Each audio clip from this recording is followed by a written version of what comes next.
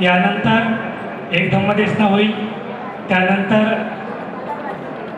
भोजनाचा ब्रेक, पूज्य बनते करुणानंद, पूज्य बनते ज्ञानरक्षीची आणि अन्य भिक्खू संघ हे ऑन द वे आहे. आदरणीय भीमरावसाहेब आंबेडकर हे सुद्धा जवळच आहे. तर दुसऱ्या सत्रामध्ये ह्या सर्व मान्यवरांची आपल्याला मार्गदर्शन लाभणार आहे. मी आपल्या सर्वांच्या वतीने आमच्या शब्दाला मान देऊन त्यांचे महत्त्वाचे सर्व नियोजनबद्ध कार्यक्रम बाजूला ठेवून बदलापूरच्या ह्या 4थ्या धम्मपरिषदेमध्ये ज्यांनी आपली उपस्थिती दाखवली अशा आमच्या पूजनीय आर्या बुद्धकन्याची मी यांना विनंती करतो की आपण आपल्या सुमधुर वाणीमध्ये आम्हाला संबोधित करावा. संबोधित करत असताना धम्मामध्ये महिलांचं योगदान आणि धम्म आणि महिलांची उत्क्रांती या विषयावर जर आपल्या मधुर वाणीमध्ये 2 शब्दाचं प्रबोधन आणि संबोधन आम्हाला झालं तर इथे आलेल्या प्रत्येक माझ्या बहिणींना याचा नक्कीच लाभ होईल. याकरता मी आपणास विनयपूर्वक याचना करतो, आपण आम्हाला सर्वांना संबोधित करावे. सर्वांनी साधू करायचं आहे.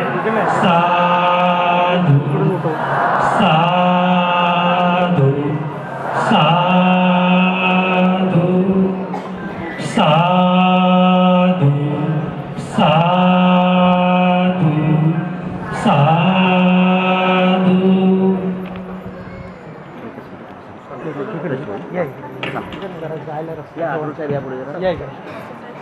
जरा इकडून जायला रस्ता ठेवा, पुढे जायला रस्ता. त्यामध्ये कोण आहे ना, थोडं इकडे ते दरवाजा उघडावं लागेल. इकडे इकडे सरका. हां, दरवाजा इकडनं आणावं लागेल. हो आला तो येतात कसं का साईडला.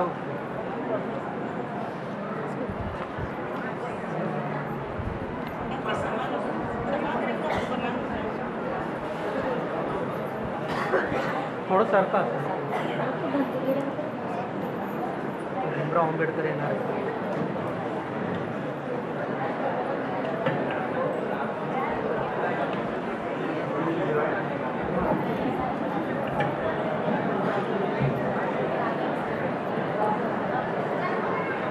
समंता चक्रवाले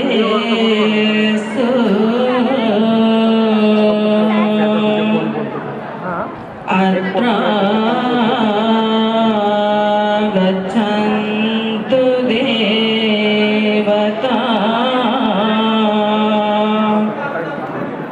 सद्धम्म मुनिराजस्य सुनन्तु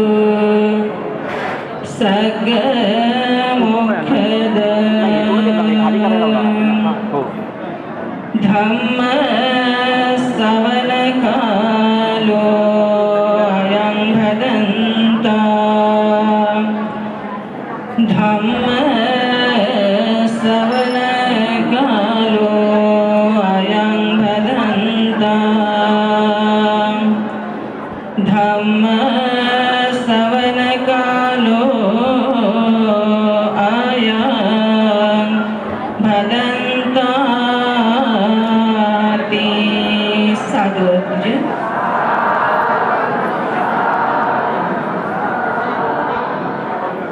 नसो सभ्येषु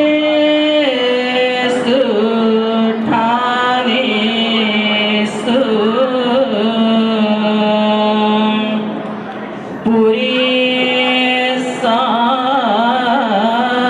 होति पंडिता इत्थेपि पंडिता होति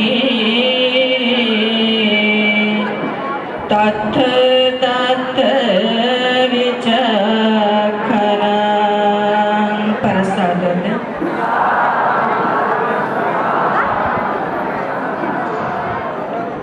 सर्वांना खूप नम्रतेची विनंती आहे, थोडी शांतता राखा. प्रवचन ऐकायचं जर असेल तर शांतता राखा. Please keep silent.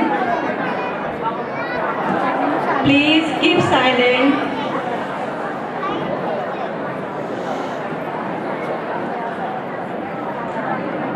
संपूर्ण विश्वाला सुखशांतीचा संदेश देणारे, दुःखमुक्तीचा उपदेश देणारे महाकारुणिक सम्यक समबुद्धांना, त्रिरत्नांना त्रिवार अभिवादन करते. परमपूज्य बोधिसत्व डॉक्टर बाबासाहेब आंबेडकरांसारख्या संपूर्ण महामानवांच्या विचारांना त्रिवार अभिवादन करते. उपस्थित या धम्म हॉलमध्ये पूजनीय भिक्खू संघ, या पूजनीय वंदनीय भिक्खू संघांना त्रिवार अभिवादन करते. या मुंबई महानगरीमध्ये विविध परंपरेने नटलेली ही मुंबई महानगरी, विविध संस्कृतीने नटलेली ही महानगरी की ज्याप्रमाणे भगवान बुद्धाच्या काळामध्ये सब्बंग अथी सावथी म्हणजे सर्वच केंद्र एक जे श्रावस्ती असं नगर होतं, महानगर होतं, अशा प्रकारे ही महाराष्ट्राची सुंदर अशी नगरी म्हणजे ही मुंबई नगरी. या मुंबई नगरीचं पुन्हा दुसऱ्यांदा दर्शन झालंय. आठवतो मला 2021चा वर्षवास याच बदलापूरमध्ये आयुष्मान उपासक राहुलजी गायकवाड यांच्या माध्यमातून झाला होता.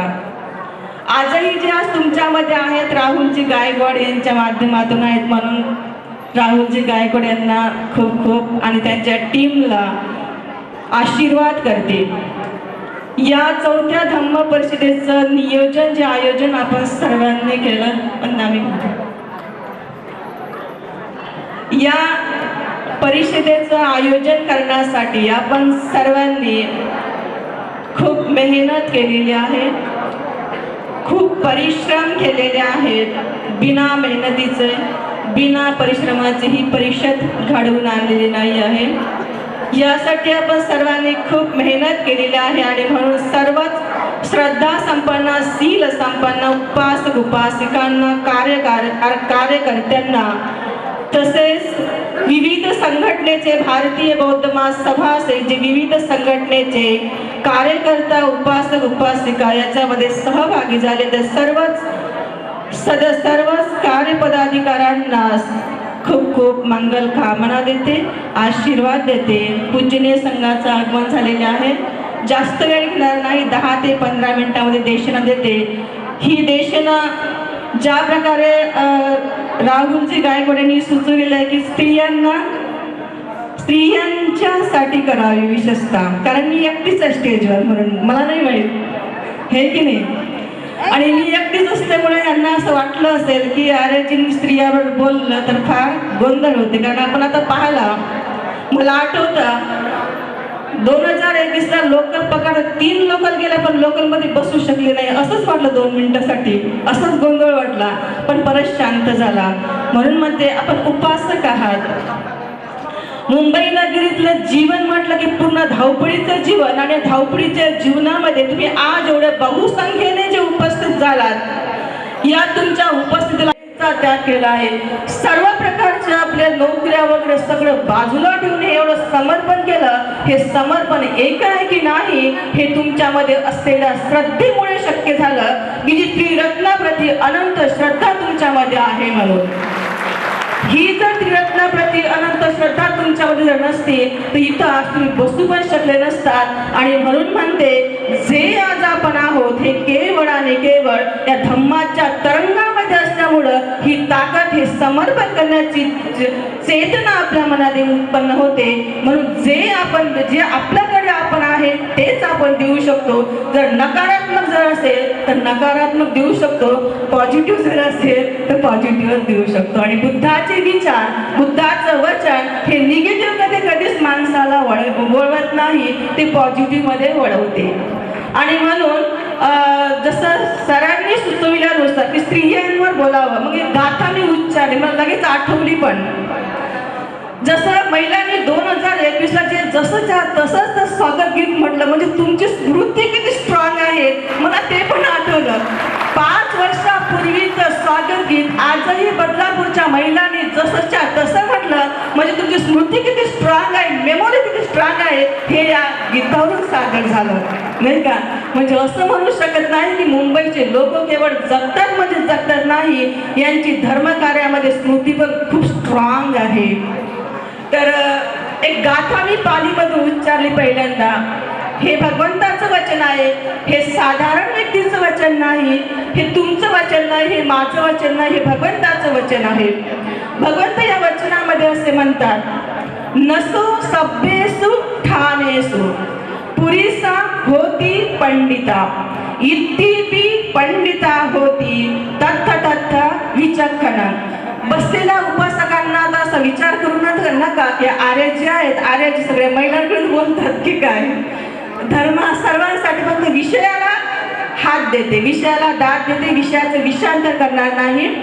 या वचनामध्ये भगवान असे म्हणतात, नसो सभ्येसु ठाणेसु. पाली वचन आहे.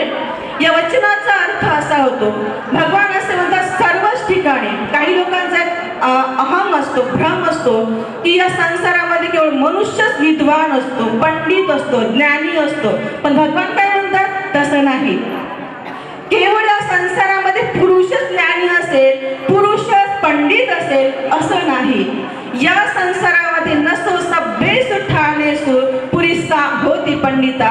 या संसारामध्ये केवळ पुरुषच पंडित असू शकत नाही, स्त्रिया सुद्धा पंडित असू शकतात, स्त्रिया सुद्धा ज्ञानी असू शकतात. नसो सभ्येसु ठाणेसु इत्तीपि पंडिता होती तत्थ तत्थ विचक्षण. कधी कधी पुरुषाच्या पेक्षाही स्त्रिया सुद्धा पंडित असू शकतात, विद्वान असू शकतात. कारण ते ज्या ज्या क्षेत्रामध्ये काम करतात, ज्या ज्या ठिकाणी काम करतात, ते पुरुषाच्या बरोबरीने किंवा पुरुषाच्या पेक्षाही कधी कधी काम करतात. आणि हे मला तुम्हाला सांगायची गरज नाही.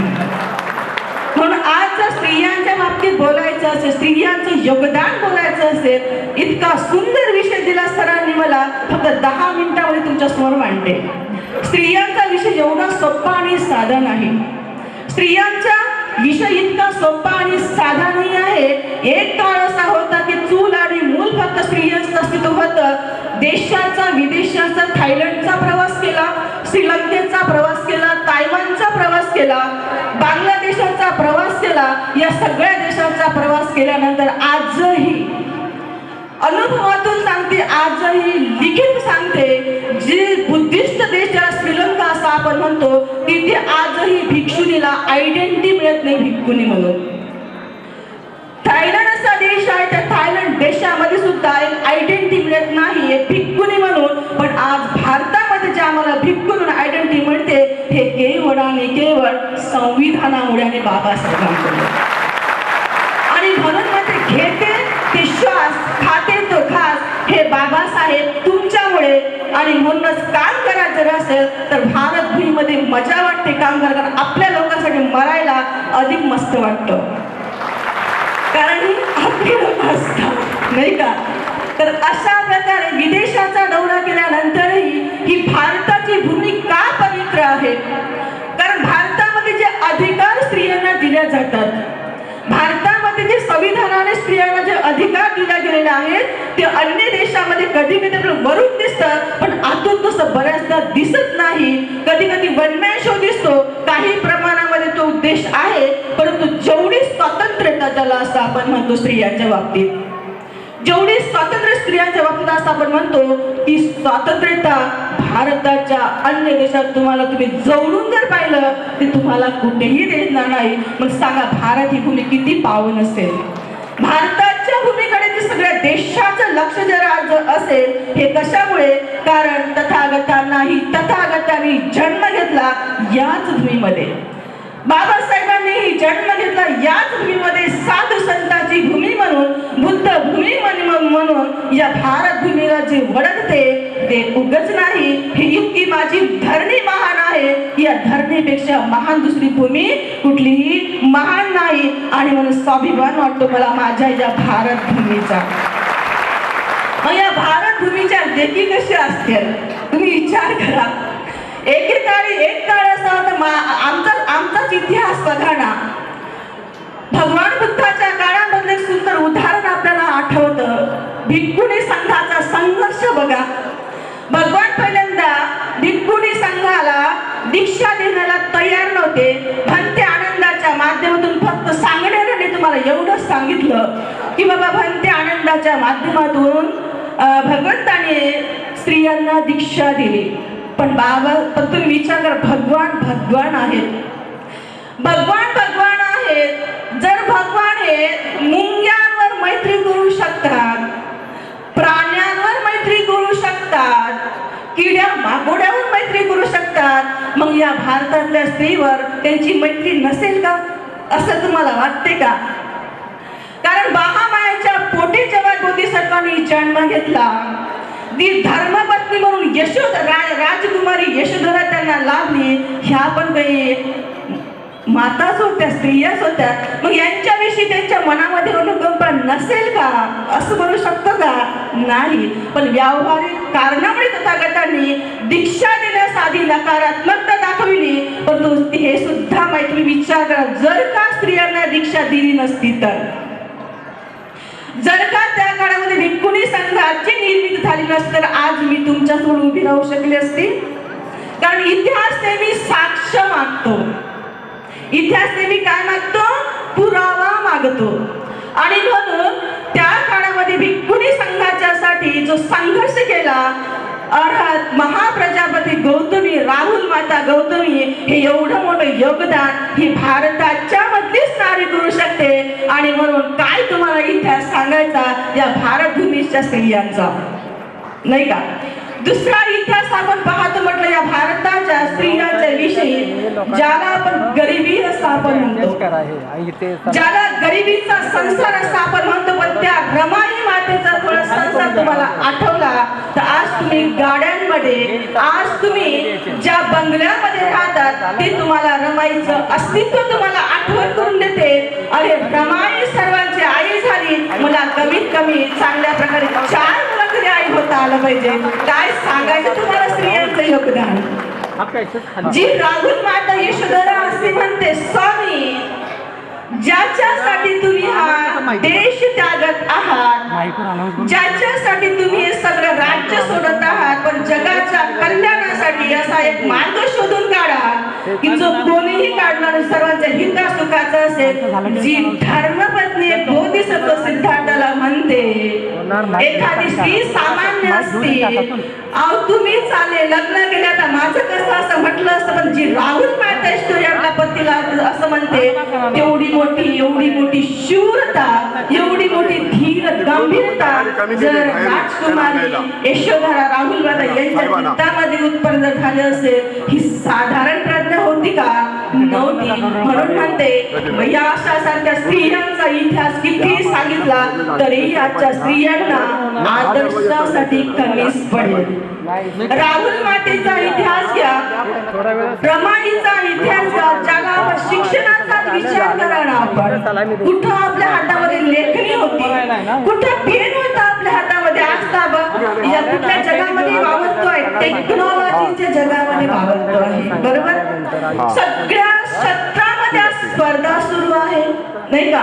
YouTube चॅनलच्या मध्ये स्पर्धा सुरू झाली, प्रवचनामध्ये स्पर्धा सुरू झाली, परत शिक्षण क्षेत्रामध्ये स्पर्धा सुरू झाली, राजकारणामध्ये स्पर्धा सुरू झाली, धर्मामध्ये ही स्पर्धा सुरू झाली. परंतु भगवान बुद्ध असे म्हणतात, सगळ्या ठिकाणी तुम्ही स्पर्धा करू शकता, परंतु धर्माच्या क्षेत्रामध्ये मात्र तुम्हाला स्पर्धा करता येत नाही. कारण इथं तुमची स्पर्धा काम करत नाही, इथं तुमचं कर्म आणि कर्माचा सिद्धांतच काम करू शकतो. पण जसे आपण करतो तेच आपल्याला मिळतं, जे आपण देतो त्याच्याच बदल्यात मिळते. म्हणून सगळ्या प्रकारच्या स्पर्धेवर क्षेत्रामध्ये स्पर्धा करू शकतो, पण धर्माच्या संदर्भामध्ये मात्र आपल्याला स्पर्धा करता येत नाही. इथं फक्त चालतो कर्म आणि कर्माचा सिद्धांत, तो मग पुरुष असो की स्त्री असो.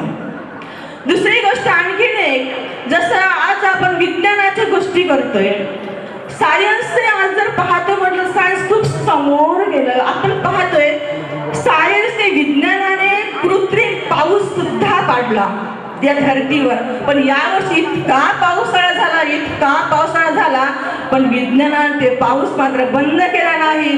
ठार शेतकरी मेला पिकांना, नाही का? किती मोठं झालंय. म्हणून म्हणते भगवान बुद्धाचा तो धम्म आपल्याला सांगतो, प्रत्येक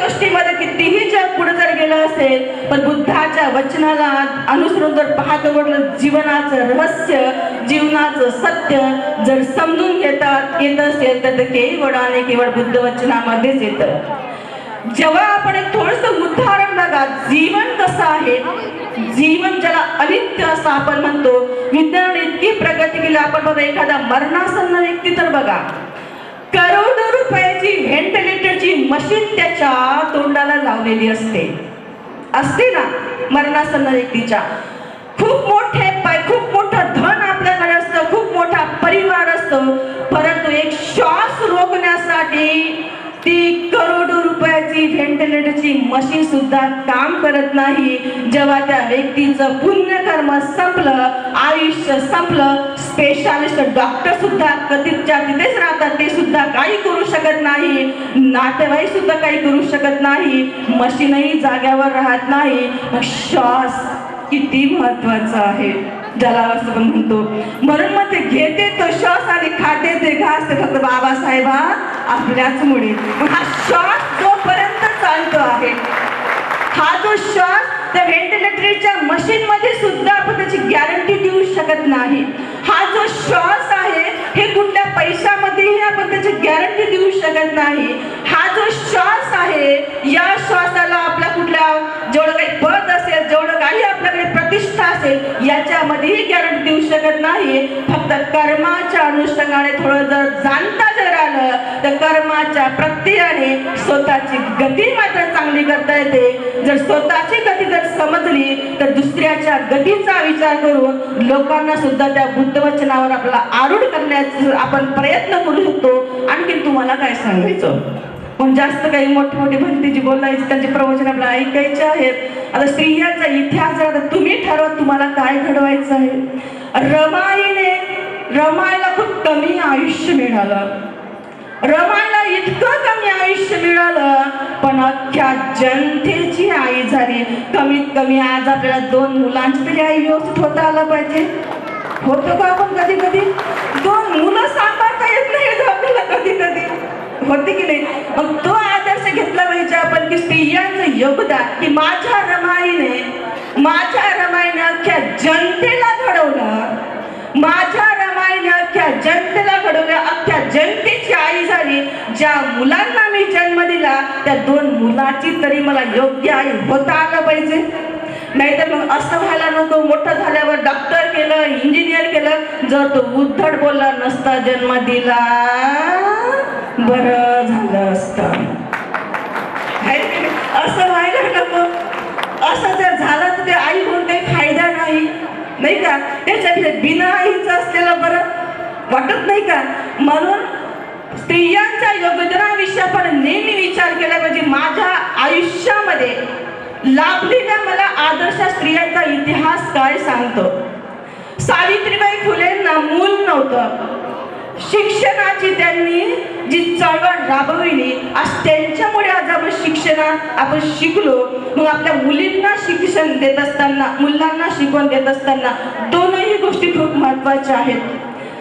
ज्या प्रकारे आपलं एज्युकेशन महत्वाचं आहे तसंच आपल्याला धर्म पण शिकवता आलं पाहिजे. जर एकच बाजू सांभाळली, समजा तुम्ही एक आई आहात, आई म्हणजे दोन्ही गोष्टी देता आल्या पाहिजे. लहानपणापासून मुलांना ज्या प्रकारे आपण शिक्षण देतो, शाळेत पाठवतो, ट्युशनला वगैरे पाठवतो, अशा आपल्याला लहानपण धर्म पण देता आला पाहिजे. पण कधी काय होतं, धावपळीच्या जीवनामध्ये आपण फक्त शिक्षण देतो. मग मुलं इंजिनियर होतात, डॉक्टर होतात, शिकतात मुलं, परंतु कधी परिस्थिती अशी होते की जेव्हा त्या मुलाचं लग्न होते, स्टेजवर आला ते विधी करताना म्हणाला ते गुडघे मागे करून बसणं, असं वंदन करून बसणं, असं हार अर्पण करणं. म्हणजे 25 वर्षाच्या मुलाला ते विधी करताना शिकवावं लागतं की आता गुडघे मागे करून बस आणि असं महापुरुषाला वंदन कर. तेव्हा ते समज जाते आईने फक्त शिक्षण शिकवलं पण धर्म मात्र शिकवलाच नाही. पण तिथं कधी कमी पडू नका. स्त्रियांचं योगदान ज्या प्रकारे एका घरात म्हटलं तर जसं आता तुमच्याविषयी बोलबाला इतका मोठा आहे कारण मी तुमच्यामध्ये जास्त वावरते. चुगली करणे बोलण्यात आमच्या महिला नंबर 1, भांडणात आमच्या महिला नंबर 1, ज्याच्यात म्हटलं त्यांच्यात नंबर 1, परंतु कार्यातही पहा म्हटलं विहारात नंबरच 1 असतात. सर्व गुण संपन्न ज्याला असं म्हटलं जातं. आणि कधी कधी पुरुष लोक काय म्हणतात, 10 माणसं परवडले पण हे 2 मला नाही परवडले. आहे की नाही? अशी मनाची वेळ नका येऊ दे. हे खूप मलाच लाज वाटते त्याची. कारण मला इतकी लाज वाटते की आपलीच जात, आपल्या जातीविषयी कोणतरी बोललं की तेव्हा खरंच माणसाला वाईट वाटतं. पण तसं म्हणण्याची वेळ तुम्ही येऊ देऊ नका, कारण तुम्ही सामान्याच्या लेखी नाही आहात. तुम्ही सामान्याच्या लेखी नाही आहात. तुमचे संस्कार इतके सुंदर पडलेले आहेत. एवढं सुंदर आपल्याला म्हणतो ना, बापाचा बाप म्हणतो आपण, नाही का? बाबासाहेबांच्या मुली होण्याचं सौभाग्य आपल्याला मिळालं. याच्यापेक्षा आणखीन आपल्या जीवनामध्ये कुठलं योगदान मोठं पाहिजे? रमाईच्या मुली होण्याचं योगदान आपल्याला मिळालं, आणखीन कोणतं मोठं पाहिजे? आणि म्हणून म्हणतो अशी वेळ आपल्याला कधी येऊ देऊ नका. जसा आता गोंधळ होता, नाही का? होणारच झाला. मुंबई आहे नाही धावपळीची नगरी म्हटल्यानंतर मला काही खराब नाही वाटलं, कारण 2021चा फुल एक्सपिरियन्स आहे आणि मी तुमची लाईफस्टाईल समजू शकते. मुंबई जीवन जगणं सोपी गोष्ट नाही आहे. मुंबईमध्ये राहणं सोपी गोष्ट जितकं जसं दिसते तसं नाही आहे. आणि एवढ्या सगळ्या याच्यातून तुम्ही एवढी धडपड करता, ही पण सोपी गोष्ट नाही आहे. आणि म्हणून तुमच्या आयुष्यामध्ये मिळालेला आजचा दिवस म्हणजे सुवर्ण दिवस आहे, नाही का? मग शेवटचा सांगेल, स्त्रियांनी दिलेलं योगदान भारताच्या इतिहासामध्ये कोणत्याही स्त्रीचा तुम्ही इतिहास जर पाहिला तर तुम्हाला संघर्षमय दिसेल. पण त्या संघर्षामधून पिढीला दिलेली जी फळं आहेत ती मात्र गोडच आहे आजपर्यंत. म्हणून तुम्ही सुद्धा स्त्रियांनी आदर्श घेतलेला पाहिजे. तुम्ही उपासिक आहात. तुमची पिढी तुम्हाला घडवायची जर असेल, वर्तमान पिढी जोपर्यंत चांगल्या गोष्टीचं आचरण करत नाही तोपर्यंत भावी पिढीची स्वप्न आपण पाहू शकत नाही. म्हणून ज्या प्रकारे तुमच्या संसाराची धुरा तुमच्यावर आहे, अशा प्रकारे समाजाच्या उत्खनाची, समाजाच्या प्रगतीची धुरा सुद्धा तुमच्यावर आहे. हे माझं वाक्य नाही, हे बाबासाहेब आंबेडकरांचं वाक्य आहे. आणि आपण त्या वाक्याला जाणतो कुठेतरी, त्या वाक्याला समजतो कुठेतरी. आणि म्हणूनच आज आपण सगळ्या गोष्टींना शह देतो, सगळ्या गोष्टींच्या विषयाला हात देतो. हे केवळ ताकद जर येत असेल तर आपल्यामध्ये असलेल्या धम्मामुळे आणि आपल्यामध्ये असलेल्या बाबासाहेबांच्या विचारामुळे. फक्त शेवटचा 2 मिनिटाचा मैत्रीचा पाठ देऊन जाते.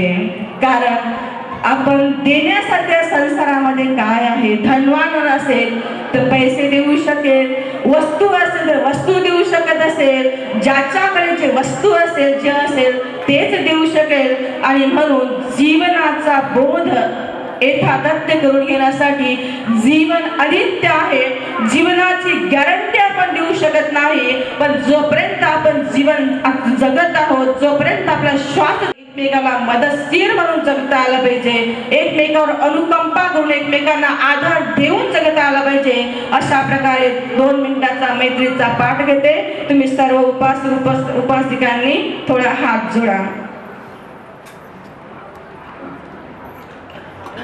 वैराने कधी वैर संपेना,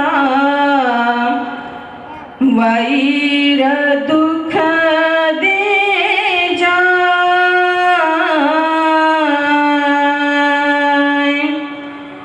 वैराने कधी वैर संपेना, वैर दुःख दे जाय.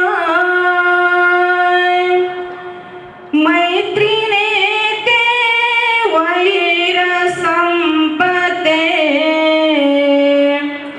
मैत्री सुख दे जाय. हे मना मैत्री सुख दे जाय. राग द्वेष मोह माया दुःखाचे ते निदान,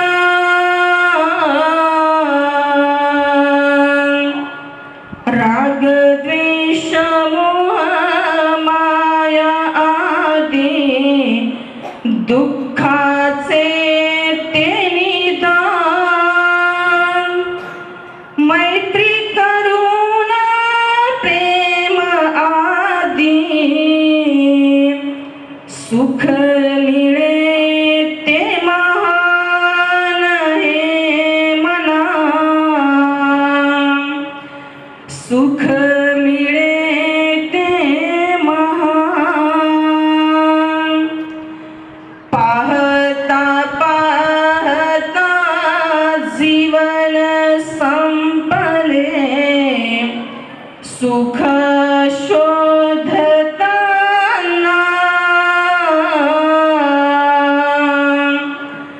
पाहता पाहता जीवन संपले, सुख शोधताना,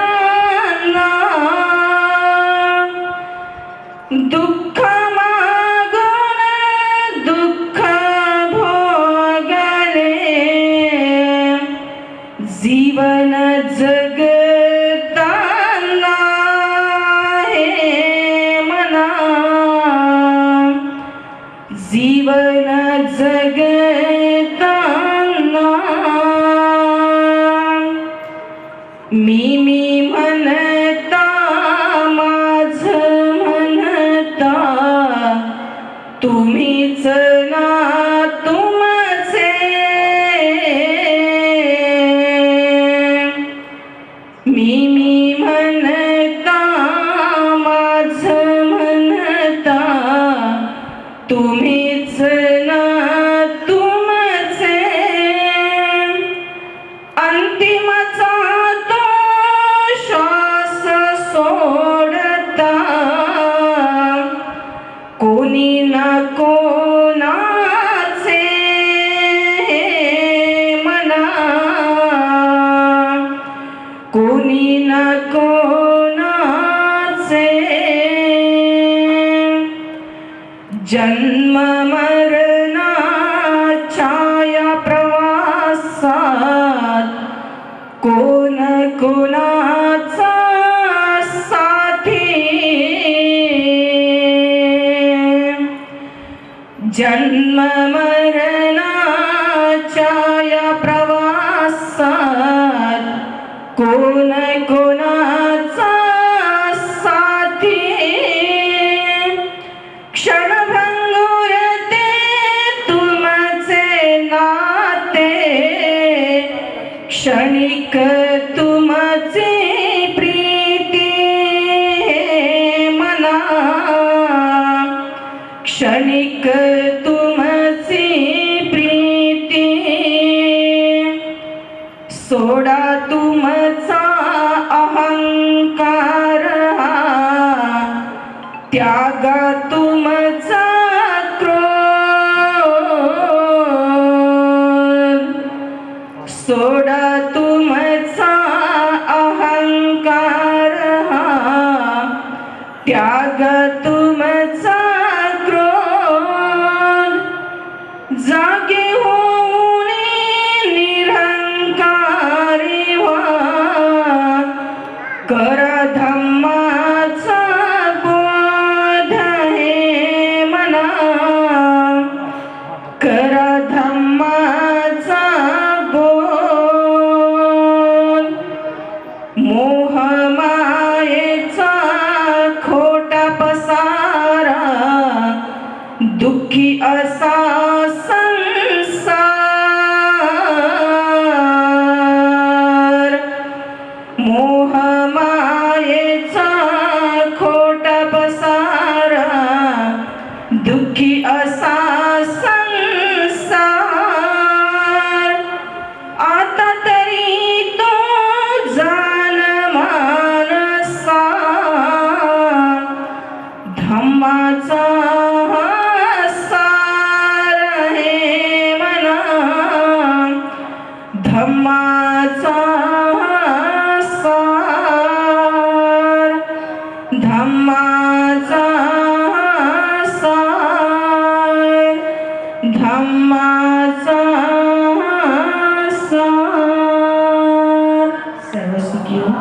थँक्यू सो मच.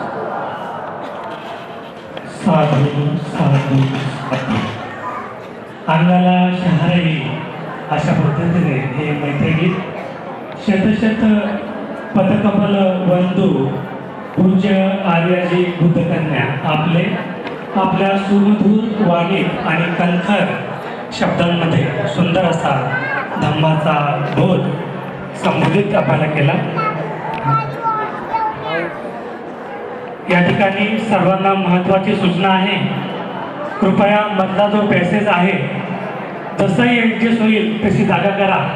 आदरणीय भीमरावसाहेब आंबेडकर यांचं आगमन आपल्या ह्या धम्मपरिषदेमध्ये झालेलं आहे. खाली बसलेल्या माता भगिनींना मी नम्रपूर्ण विनंती करतो, आवाहन करतो, कृपया साहेबांना आणि मान्यवरांना येण्यासाठी आपण ती जागा द्यावी. या ठिकाणी पूज्य भक्ते विनयबुद्धी महासभेत त्यांचे पदकमल आपल्या प्रसिद्धीला लाभले. मी त्यांचं या ठिकाणी आभार व्यक्त करतो. द ग्रेट हॅपीनेस या यूट्यूब चॅनलच्या माध्यमातून संपूर्ण महाराष्ट्रातील ग्रामीण आणि शहरी भागाला लोकांनावे धर्मप्रवचनाचं आवड निर्माण करणारे आजच्या ह्या चौथ्या धर्मपरिषदेचे सन्माननीय अध्यक्ष करुणानंद महासभे यांचं देखील आगमन आम्हाला हर्ष देऊन गेलं. मी त्यांच्या देखील आभार करतो आणि समता संगीताच्या प्रत्येक सूचनेला आपण स्वीकार करून कृपया मधली जाण्याची आहे ती या ठिकाणी मोकळी करायची आहे. आदरणीय भीमरावसाहेब आंबेडकर